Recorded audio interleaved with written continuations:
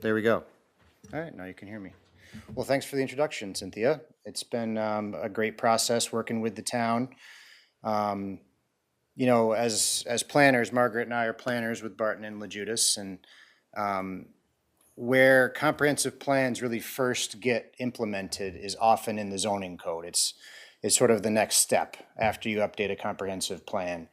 Um, a zoning code, from the other side of things, needs to comply with an up-to-date, active, comprehensive plan. So the town's going about it the right way, the right order. So you update the comprehensive plan, which develops the community's vision for what it sees itself being in the future, several goals and objectives that help it get to that vision. And then the zoning code helps put that into practice with any changes that are going to be needed to help you fulfill that vision. So that's what brings us to this zoning code update. As the supervisor said, this is our second public meeting in the process. I'll go through some of the process later. But what tonight is for us to describe our process, summarize the changes in the 300-some page document. How many pages is it? I don't know. Yeah, Okay, yeah. something like that. So we'll summarize it for you, and then we want to hear what you think. I know the documents have been available online for your viewing. You also have our business cards by the door. If something comes up as you get thinking about these issues more, you can feel free to message us over the next couple days. But tonight we want to hear your thoughts, and then we'll reconnect with our team at the town and see, reconsider if we need to make any changes. So that's what tonight's all about. So I guess we'll move into it. We'll do a presentation and then open it up for some comments and questions at the end. So again, we'll go through our background and methodology on this project. Margaret's going to walk us through the proposed changes. She's been the one implementing them in those large documents and keeping track of everything. And then we'll talk about next steps and open it up for your involvement. So, what is a zoning code? Well, it's a set of regulations that have to do and pertain to land uses in a city, town, or village. As I mentioned earlier, according to New York State law, they need to be supported by an up-to-date comprehensive plan.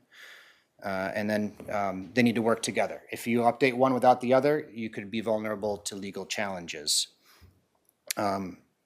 It specifies activities and building types that are allowed in each area. You may hear folks, when talking about zoning, refer to uses and bulk requirements or dimensional requirements. These are sort of the highlights, and some stuff you'll see in the tables that we do have printed out over there that govern specifics like maximum building height, setbacks, road frontage, and then uses that could be permitted by right or with special use permit or accessory uses. These are all, how uses are defined and separated to avoid conflicts. A multifamily building next to a power plant, you're going to have some conflicts. Or next to an industrial user that is noisy, you're going to have a lot of conflicts there. So the zoning code allows you to separate those uses to avoid those potential conflicts. In Malta, Chapter 167 is the zoning code and establishes districts and then requirements for each district. As many of you know, Malta is unique in the area for having a form-based code area of the town and of the zoning code. This was pretty cutting edge when it was put in, especially for upstate New York. What was it, about 15 years ago originally? Yeah, a little less than 15. And it speaks to, I think that process spoke to the changing development demographics of the town, right? It was mostly a rural suburban town before the chip plant comes, and then you've got a lot of demand for development. So with the desire to keep Malta, for the most part, or large sections of it, that rural character, emphasizing development in these commercial corridors in this form-based code area, to where you could steer development there and protect the rural areas was the genesis of the code itself. And here's a timeline of how we've gotten here from a code perspective. This current zoning code, aside from the form-based code amendment, was first adopted in 1989, updated again in 2005 before the form-based code came in. The comprehensive plan, was adopted a couple of years ago, including some zoning changes, and now we've been going through the process to get it up to speed with that new comp plan over the last 2 years.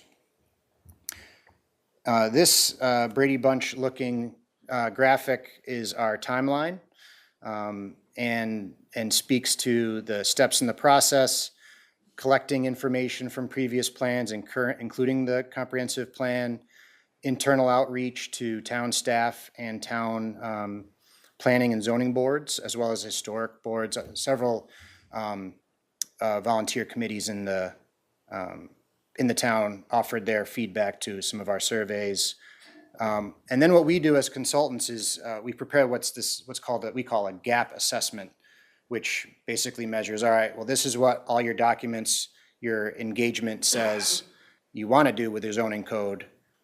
This is what you currently have, and then what's the gap? How do we change the current code to meet those new needs?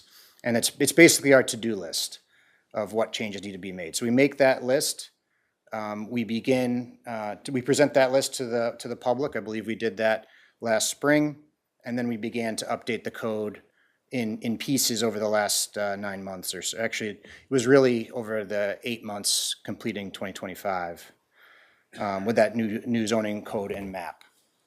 We've also begun SEEKR, which is the State Environmental Quality Review Act and legal review. SEEKR compliance is a requirement for any land use regulatory change like this would be.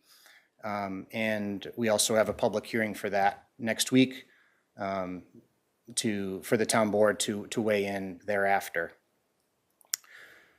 Tonight we have the second public meeting for the zoning code update. As I mentioned, the public hearing next week before we finalize the code and adopt the code and then begin to implement it. So those are the remaining steps in our process.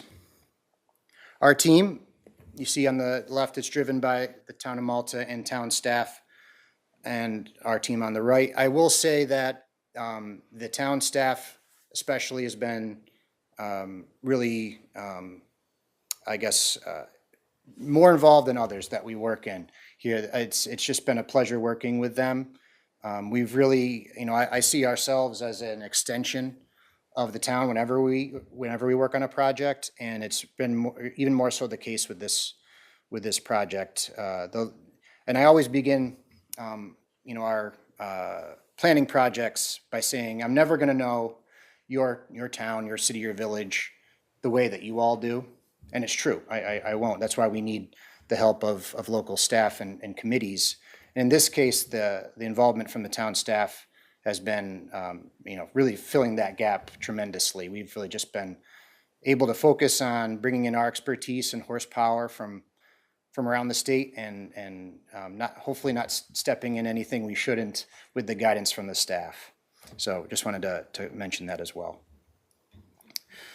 So as I mentioned, we had several inputs for these changes, beginning with the comprehensive plan. The usage patterns from the current code and what planning staff and our review boards have seen as consistent issues. We also have the GEIS and its supplements that have informed development in Malta over the last 10 years, and a memo from the Concerned Citizens of Malta on PDDs. We also have updated many of the maps you see here based on required environmental review. Margaret's been working on a build-out analysis that we have ready to go as well to analyze the changes in developable areas in the town based on the new code. As I mentioned earlier, the survey from a variety of town boards and committees, town board workshops that have occurred over the last couple of years, and town staff meetings. As we mentioned earlier, there was survey involvement as well as a previous public meeting specifically for the zoning code.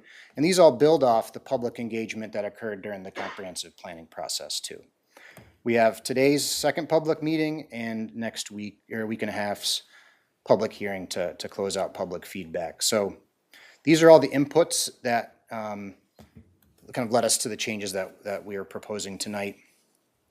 Among them from the comprehensive plan was to anticipate and plan for development trends, plan infrastructure expansion and development in a cohesive manner, shifting away from planned development districts as a rule. The idea of planned development districts is that a project is so unique that it can't fit within an existing zoning district regulation, and they have a use, but it shouldn't be the norm anywhere. And I think the comprehensive plan contemplates, all right, how can we update our zoning code so we don't have to have as many PDDs, planned development districts, and protecting waterways and open space and agriculture in the town, which again, that was that has been, I should say, not was, the community character of Malta over the years, and how do we protect that? What place that makes the things that make Malta unique. And as you'll see on the proposed zoning maps, a new LC district, land conservation district, that sort of responds to that specifically.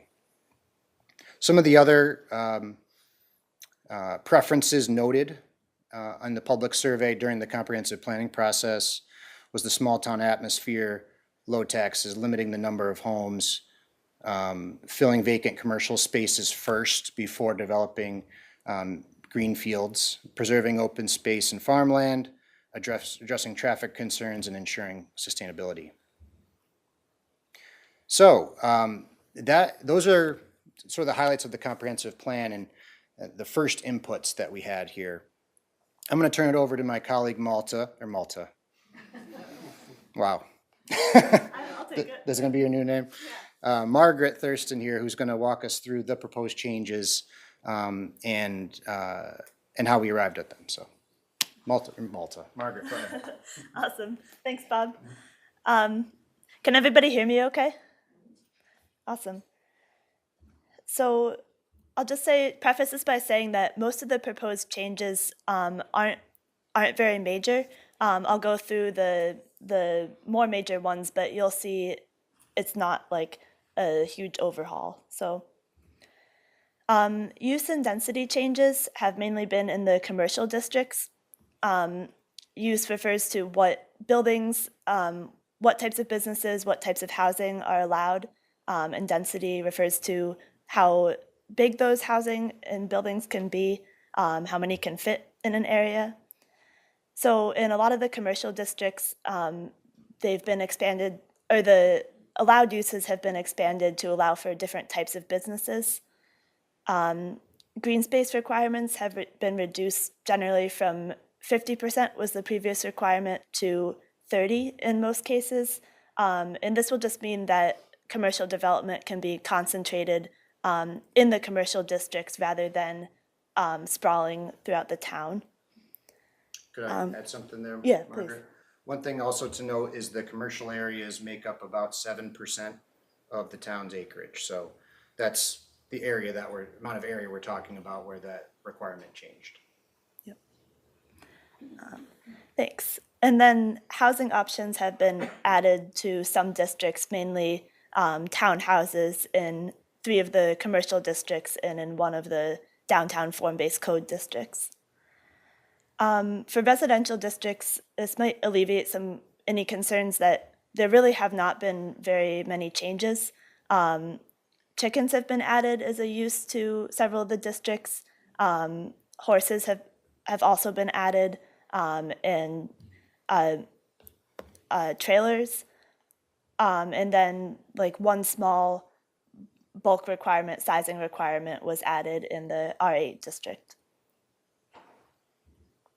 Oh, and on the table at the bottom is just this snapshot of the commercial zoning tables that you'll see out near the front. The zoning map changes, the main change has been that additional land was added to the land conservation district. And these lands are primarily wetlands in the Drummond Creek watershed that would be generally hard to develop, if not impossible anyway. So those are kind of encapsulated in this land conservation district. Two of the planned development districts were rezoned to commercial districts, Grand Prix, that's PDD number 8, and then just for trucks, which is PDD 33. One of those, PDD 33, was converted to the C5A district, and that is a new district that's added to this code. And then there have been select parcels here and there that were rezoned, and then just formatting things like colors on the map were updated. Oh, yeah. You had something in there, Margaret, as well.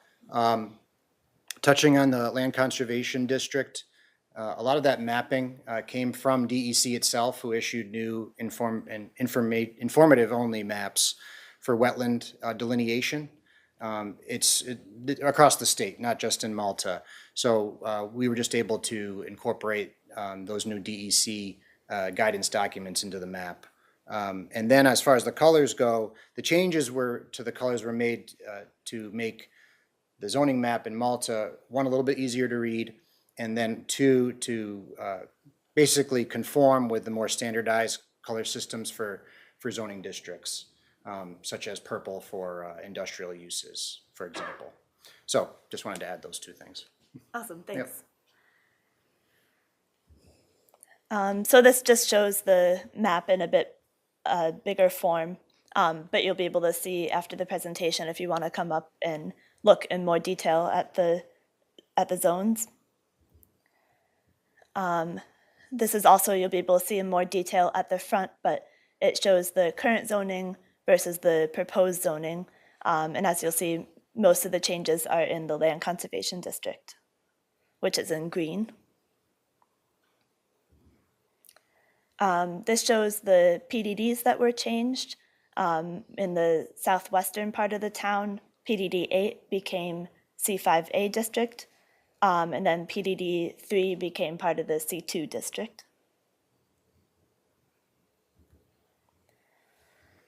So in terms of other changes to the code, these ones that I'm about to describe are ones that make it more modern. So regulations on solar development were added. We took a template from New York State that's pretty standard across the state, and then took the feedback that the public had given us in the first public meeting about what your priorities were, as well as feedback in the public survey, and made sure that those were incorporated in the template, and if they weren't, then we added some. Solar is mainly regulated based on size, so size and type, so rooftop solar and tier 1 and tier 2 solar, which is under 1 megawatt, will be allowed in any of the districts in the town. And then 1 to 5 megawatts is going to be allowed is proposed to be allowed in only a few of the districts, and over 5 megawatts would not be allowed in the town. Electric vehicle charging stations were added as an accessory use to all the districts. And then, as I mentioned before, chickens were added to a few of the residential districts. The last change on here is modernizing the definitions, which, so some definitions were added related to electric vehicles and solar. Some other ones were added to encapsulate modern businesses like beer gardens and flex spaces, and just to get those in the code. And then some of the other definitions were also modernized and made sure that everything conformed with what the rest of the code says. Could I add something there, Mark? Yeah, please. Yeah, and the reason you add definitions to get them into the code, so to speak, is that so you have a leg to stand on when you're trying to regulate uses that may be new. Even if you don't have them in the code, you don't have any benchmark to discuss the project with any applicants.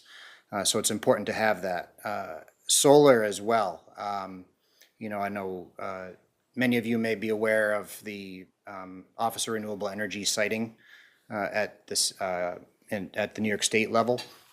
And they govern those projects that are above the 5 megawatt level. And the more you can put in your code to specify where you may want or don't want them, the more you can push back on any potential large developments, down the road. We recommend that to all clients that we work with, to at least get it in the code with what you want, so that you can always push back on any state projects, so. Thanks.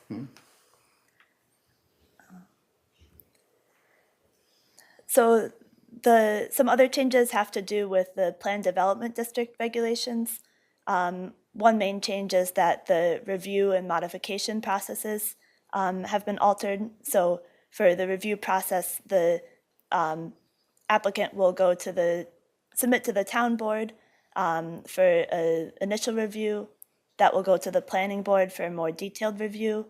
And then that will go back to the town board for a final approval, denial, or comments. Requirements were added concerning public benefit. So this is to make sure that the planned development districts that are added are providing an added benefit to the town in line with the comprehensive plan. Open space requirements were added, that 25% of the PDD should be a park or other form of open space.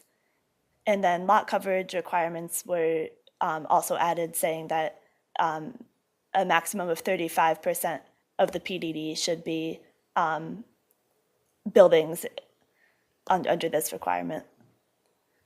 Yeah, I just want to add one other thing on that first bullet, actually, for PDD review process. And the reason for this change in procedure is to limit time wasting, actually, on both the part of the applicant and review staff and planning boards. So this way, an applicant can approach the town board with the project, get a sense if it's something that could be possible or not, and then if it is, then move to the planning board for further revision and before coming back for final approval, so that they're not going right to the planning board first when something is going to be dead on arrival when it arrives at the town board. So it just saves time and effort on both parties. So I think it's a worthwhile improvement. So that's all. Yep. And then this last part, the town remove workforce and starter housing requirements. That will make the PDDs broader, focusing on public benefit more broadly, rather than focusing on workforce and starter housing. Anything? Some additional changes that have been made in the form-based code, which governs select downtown districts. The planning board would have the authority to make minor setback and build-to-zone standards to change those standards. Modifying the buffer requirements for Route 9 North. So the buffers is now going to propose to be tiered based on the size of the commercial districts, to have a larger buffer. If a commercial district is larger, the buffer will be larger between the residential district, any residential developments nearby, and that commercial development. And then there have been minor changes made to requirements about open space developments. So requiring that the common areas that people can access, that everybody will be able to access them. Flag lots, requiring a minimum road frontage for those. Requiring proper tracer wires for underground utilities, and then changing the size of outbuildings to conform with the New York State Building Code. Anything you want to add? That's good. So I'll turn it back over to Bob for next steps. Thanks, Margaret. Malta. No problem. That is our list of changes. It's not an extensive list. The main change you'll see on the maps is obviously the LC district expansion. And it also, the color change really helps it stand out better as well. Before we get to your questions, I just wanted to showcase our next steps here. As I've mentioned a couple times, the public hearing for the seeker process is next a week from Monday, the 30th, right here at 6 PM. With the idea that at the April 6th meeting, the town board could consider a seeker determination and adoption at that meeting. And then the ongoing moratorium is slated to expire on May 4th. So those are sort of the next steps with regards to the zoning code adoption. So with that, we'll open it up for any questions or comments. Like I said, we want to hear what you think and if there's any things we should reconsider in your mind. So, yes. No question, I just wanted to say thank you for taking the time to put this together. No, much appreciated. Yes. You made notice that you added the chicken stuff. What was the purpose of that? It was a comment that had been brought up at a couple of our public engagement efforts, and with the idea folks wanted to keep chickens. And so then it was a discussion of where is that appropriate, what type of regulations would need to happen for that to be appropriate. And we looked at other example districts that have allowed the keeping of chickens. They're generally more, I think the zones that have larger lot sizes are where they're permitted. So, as best, Lot sizes such as? I don't have the numbers on my head. There we go, 20,000 square foot or larger. So the idea there is the larger lots have the ability to prevent nuisance from neighboring properties if there is a nuisance. Okay, and why a limit of 6? I think to reflect that concern for limiting nuisance with neighbors. But not based upon acreage, meaning minimum lot size of 20,000. So if I have a lot size of 20,000, I could have 6. But if I have a lot size of 1.5 acres, I can still have 6. Mhm. That's Right. kind of bizarre. So you'd like to see allow more if the lot size is bigger? Well, yes, naturally, Okay. right? Okay. Chicken density. Chicken density. And then, did you add anything in there about cats? Because this town has a serious nuisance cat problem that we definitely should have. Cats are registered like dogs. So I don't think we, Just in the Kramer area, Kramer Woods, there's over 30 feral cats. okay. So we didn't add anything for cats. You should get that added. I think that, Just like Lake George. Lake George, actually, you have to register Yeah. them now. And if they're not, be a great job between code enforcement and animal control. right, That's a little different than zoning. right, I was gonna say, it's probably not in the zoning code, it's in another section of the municipal code. Well, maybe then a number of cats, that would No, be it's not- within that's zoning, not like zoning. chickens. That would be like a code, but not. So then how do chickens get in, the cats can't? Because chickens are, it's a use, but keeping a cat is not a use, because anybody can have a cat. So you can have pet chickens? No, Chickens fall under agriculture. yeah. So agriculture is the use in this case specifically. Interesting. Okay. I would actually speak to that because I wrote something out. Sure. Because, I knew the zoning was being done. It didn't occur to me in Saratoga County, which is an agricultural county, that I would actually have to pay attention that there would be an issue with agricultural animals. Okay. So I'm going to read this because I'm pretty fired up. I'm here to speak against the proposed restriction limiting residents to 6 chickens, or banning them entirely, because I think there's areas where you can't have them. Backyard chickens provide clear benefits. They support food security, giving families access to fresh, responsibly raised eggs at a time when prices are high and people are increasingly concerned about where their food comes from. They also significantly reduce waste. Each hen can consume about 83 pounds of food scraps per year, meaning a small flock can divert hundreds of pounds of waste from landfills annually. Chickens also improve yard and garden health by naturally controlling pests and producing nutrient-rich fertilizers.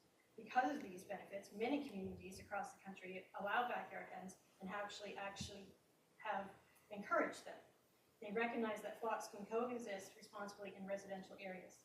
There is also a major practical issue with this proposed limit. The state of New York requires chickens to be sold in a minimum of 6 groups of 6 because they are flock animals. If someone loses 1 or 2 birds and needs replacements, they are required to purchase 6 more, instantly putting them out of compliance. This makes the law contradictory and unworkable for responsible owners. I also want to speak to the nature of our community. This is an agricultural area. Many of us chose to live here because specifically to avoid the kind of restrictions typically enforced by homeowners associations. If smaller neighborhoods want stricter rules, that's what HOAs are for. But those rules should not be imposed across the entire community. Most of the residents who keep chickens care deeply for them.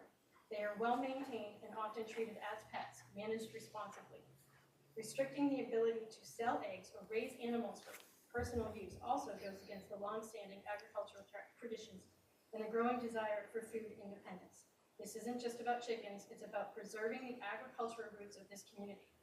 Don't regulate the very thing that makes this place what it is. Do you have a copy of that? We can submit it and people, or I can make a copy if you want it back. Thank you. Nope, thank you for your comment. Yes. One of the slides you talked about making minor changes, the planning board being allowed to make minor changes. Who defines minor? I believe that was in for the, in the form-based code, district only, the areas governing that. And it really has to do with the small property size nature of form-based code and some of the street requirements within the form-based code and how they were more or less workable in certain situations. What defines minor? I don't recall what language we used for that, but I can look into that. Do you recall? I don't know offhand. Okay. I'll look into that and can, I guess, report back if you want to grab my card.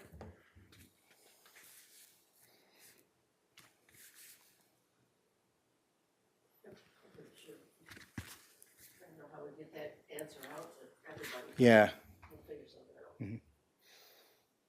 I'd like to continue that same train of thought. We were just facing the development on the Northway Fellowship Church, and that was totally involving planning board and zoning issues. And if the planning board has authority to make changes to that code, that whole development changes. Mhm.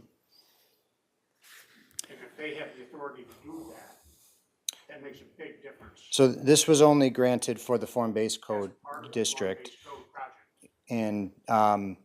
And yeah, I guess it's probably worth elaborating what the universe is for that, what minor changes might be. Because, I can see the concern being like, well, what is minor? How do you define that? So I think that's worth adding. But it's also a specific setback and build-to zone. That project would have required, for what they were looking for, a zoning change. They were looking for massive zoning change, Exactly, and so that, massive. but they weren't looking for setbacks and build-to zone changes.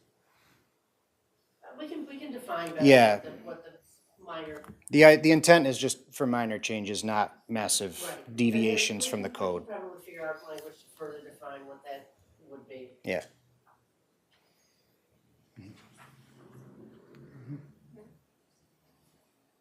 That's a good comment. Yes. I just have a question, and I want to preface this by saying I don't tend to understand a lot what's being discussed here. I do have a question about density. Is density addressed in these changes at all, and can you explain that a little bit, if it has been, what the current density is, if it's been changed, what the rules are with it? I would appreciate that.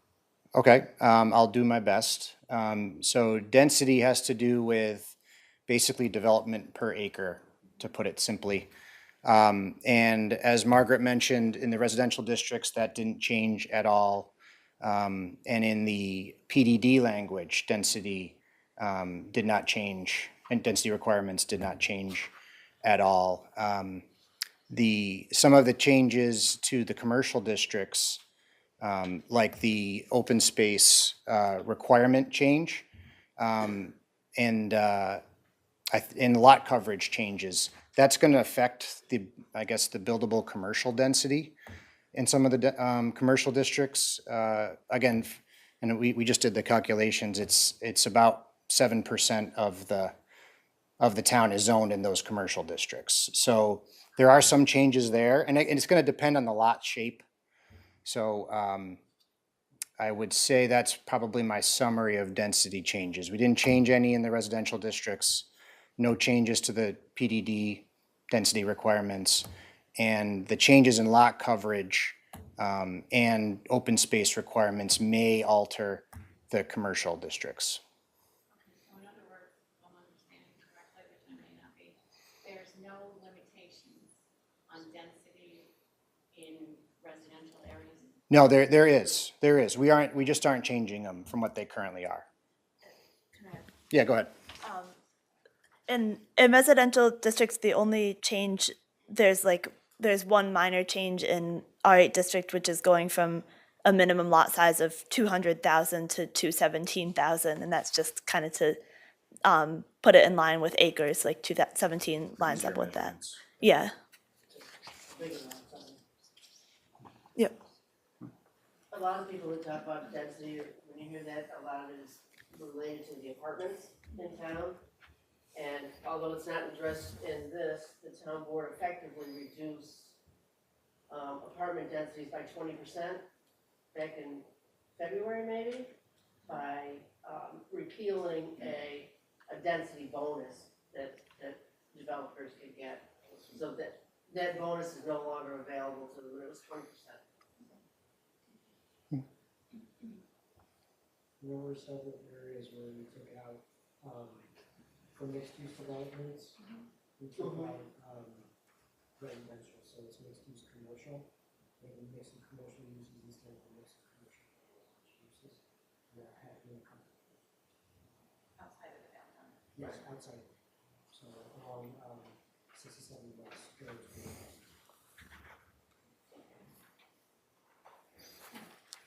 All right. Yes. So what if you own property that's identified as land conservation? Mhm. What happens to that? Well, so the property that is now land conservation will now fall under the land conservation use and bulk requirements that you might see up here. Any new development that would occur on that land would have to comply with the new LC district. Or can you develop on land conservation? I think, what were the stipulations there? It's very limited. Yeah. Not for housing. You can have chickens under the proposed zoning. You could have chickens in agriculture. But I will mention that for the land conservation district, it was crafted and pretty detailed so that to minimize the effects on existing houses. So to take care that existing houses wouldn't be, to the extent possible, wouldn't be put in that district. Do you know if there's gonna be any tax changes as a result of this change? I can weigh in on Well, Yeah. LC is probably, assessed, like tax, like property tax. Yeah, you would think because the development potential would be less. the assessor's not here, but we can ask everyone that question. They typically already look at the land, it's got a lot of wetlands, they already look at how much is undevelopable anyway. So there may be some reduction, but I would say if your property is located, it has wetlands already on it, they're already Factoring that in. taxing yeah. that portion of your property as a developable area. But you can talk to Ray Lynn about that, our tax assessor, and how she taxes Tax. land when it has those environmental constraints on it. Tax time's coming up.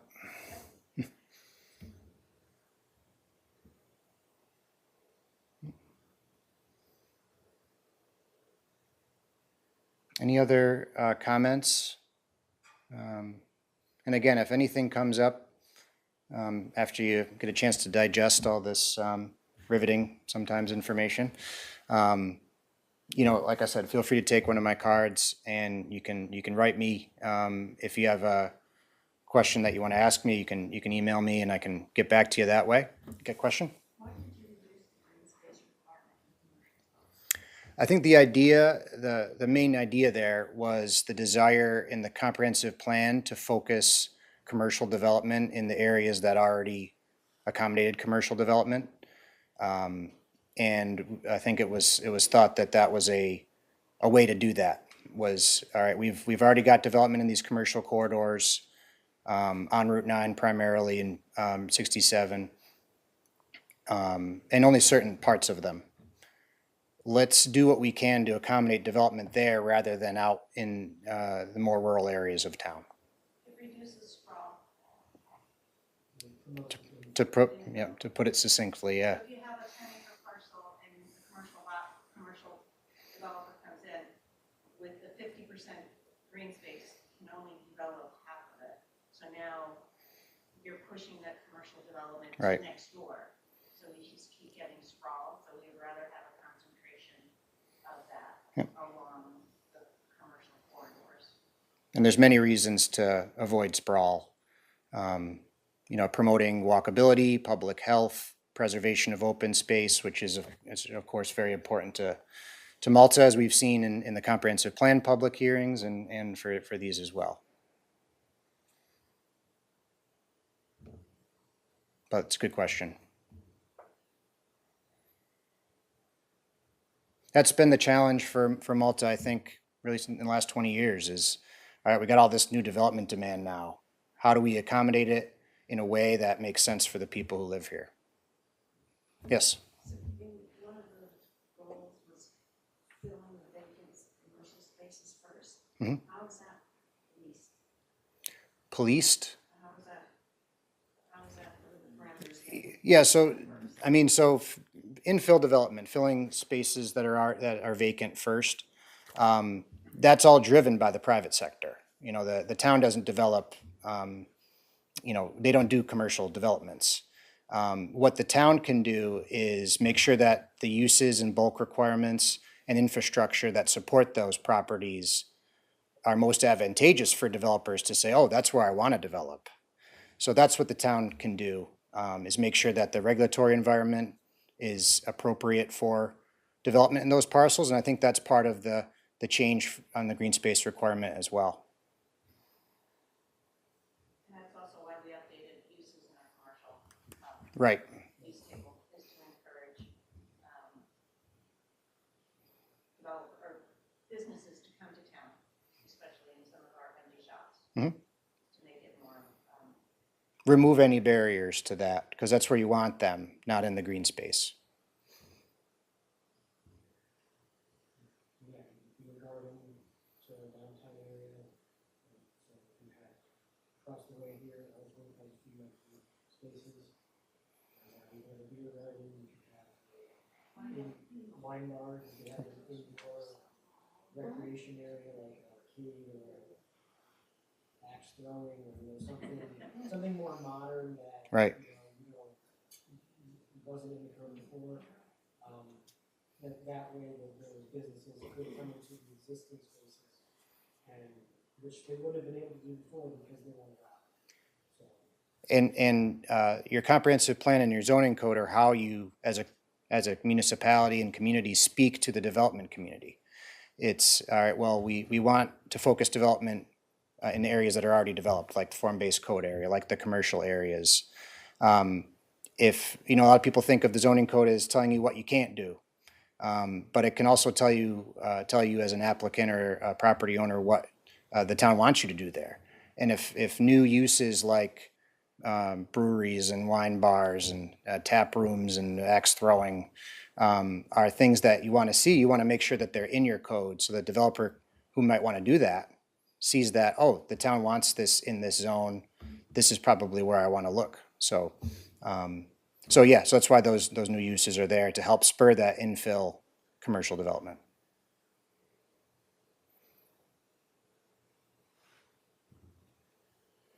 Any other questions or comments? I Steve? just want to make a comment. Sure. The town has previously taken steps to rezone other areas before this comprehensive plan, like the Knapp Road 67 West. That was down zone, so that's an area where the town took quicker steps, knowing that that's what they wanted to do, to limit growth in that area as more protected area. And so while this is the comprehensive piece, there were a few minor items that the town previously took care of as consistent with the comp plan. So there was down zoning element as consistent with the comp plan that we've already taken.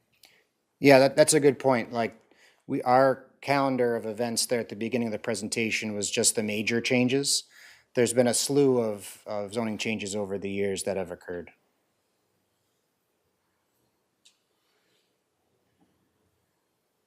Okay. Well, thank you all for coming out tonight and giving us this feedback. We're gonna take our notes from tonight and make any changes. You know, I think defining that minor district, what does that mean for planning board, as well as looking at the chicken regulations a little bit further too. So, and then some of the other notes that we have here. So thank you all for coming and offering your feedback. And plus, as always, reach out to my office or planning staff if you have any questions, or of course, our consultants at Barton and Judas. All right. Thanks, everybody. Thank you, everybody.